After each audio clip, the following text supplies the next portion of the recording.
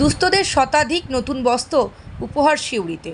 প্রতি বছরের মতো এবারেও 4 দিন ব্যাপী শতাধিক বস্ত্রদান করা হলো সিউড়ি সহ 4 জায়গায়। সমাজসেবী সংস্থা বীরভূম স্নেহ পরিবারের পক্ষ থেকে গত 14 বছর ধরে বিভিন্ন মানুষের সাহায্য সহযোগিতায় চলছে এই উপহার বিতরণ।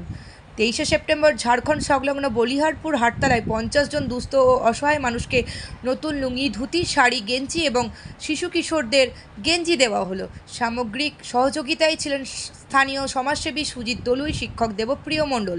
24শে সেপ্টেম্বর একইভাবে বেণীমাধব ইনস্টিটিউশনের মেন গেটে এবং পানুরিয়া বিশ্রামতলা মিলে মোট 4 জায়গায় শতাধিক বস্ত্র দান করা হলো। উপস্থিত ছিলেন সমাজসেবী নীলাঞ্জনা দাস, কৃষ্ণা ব্যানার্জি, শিক্ষক সাংবাদিক পতিত পাবন বৈরাগ্য প্রমুখ। এ ব্যাপারে বিস্তারিত জানালেন সংস্থার কর্ণধার ও শিক্ষক শ্রীকান্ত ঘোষ। সিউড়ি টাইমস, সিউড়ি, বীরভূম।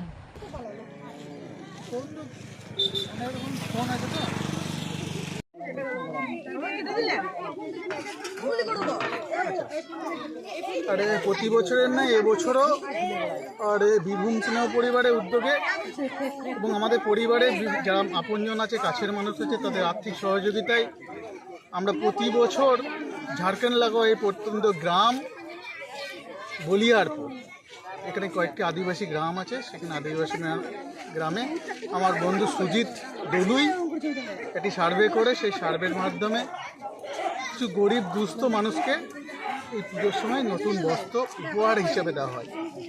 এ বড় আনন্দের, এ বড় আমাদের গর্বের। আমরা আসতে পারি, খুব ভালো লাগে। শহর ছাড়িয়ে প্রায় আজকে 30 কিলোমিটার, শহর ছাড়িয়ে প্রায় আমরা 30 কিলোমিটার দূরে এসেছি। খুব আনন্দ পাচ্ছি। এইভাবে যাতে আগামী দিনেও মানুষের পাশে থাকতে পারি এবং আগামী দিনেও এইভাবে মানুষ যেন আমাদের পাশে থাকে, তাহলে এই কর্মসূচি বছরের পর বছর চালিয়ে যেতে পারবো। আপনার নাম?